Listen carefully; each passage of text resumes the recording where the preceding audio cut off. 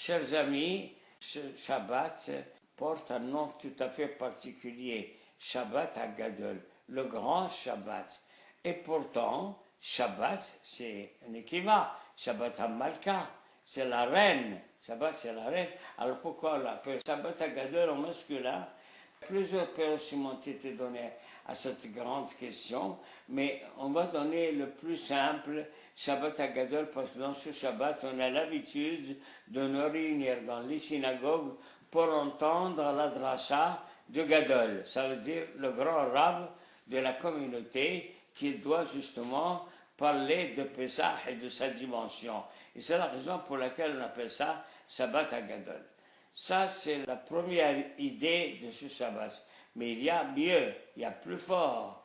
Dans Shabbat HaGadol, HaKadosh Baruch Hu a demandé au béni Israël de prendre l'agneau égyptien, le dieu des Égyptiens, de l'immoler et d'asperger son sang sur les mésuzot de chaque maison et de le manger avec une cérémonie tout à fait particulière. Vous le mangez à la hâte et vous jetez ces ossements dans la rue. Alors, beaucoup de questions se posent. Pourquoi Kashbar demande une mitzvah pareille? Quelle signification cette mitzvah? Apparemment aucune, sauf provoquer les Égyptiens de massacrer Israël. Je dirais, oui, c'est comme ça que vous le faites à notre Dieu, alors on va vous massacrer. Et alors, c'est dangereux.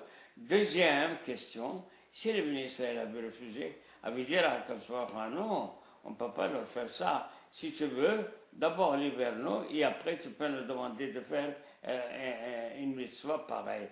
Troisièmement, qu'est-ce qu'il aurait fait à Kadosh Baruch Hu si le ministre a dit, écoute, cette mitzvah, tu n'as qu'à la dicter à une autre nation qui n'est pas esclave. Mais nous sommes Abadim, les Pharaons, les Misraïm, et nous ne pouvons pas nous révolter contre nos oppresseurs.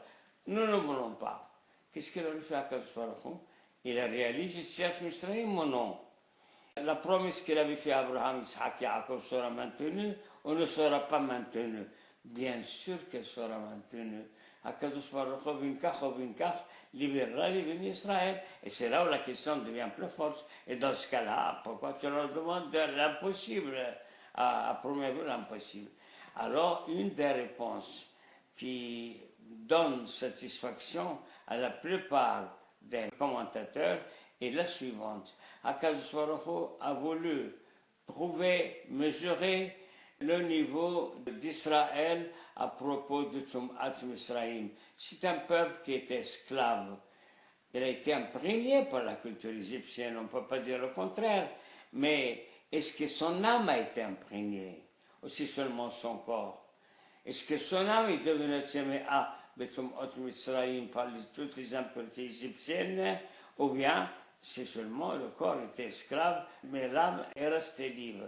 Et c'est la raison pour laquelle les bénis Israël avaient prouvé à eux-mêmes d'abord, à HaKadosh Baruch Hu, ainsi qu'au monde entier, c'est vrai, messieurs les Égyptiens, nous étions esclaves chez vous, mais vous avez eu le pouvoir que sur notre corps seulement, mais sur notre âme, vous n'avez pas eu du tout le moindre pouvoir, étant donné que votre Dieu devant lequel on s'est incliné hier, nous l'avons immolé, nous l'avons égorgé et nous allons le manger en famille, etc., etc., et jeter ses ossements dans la rue.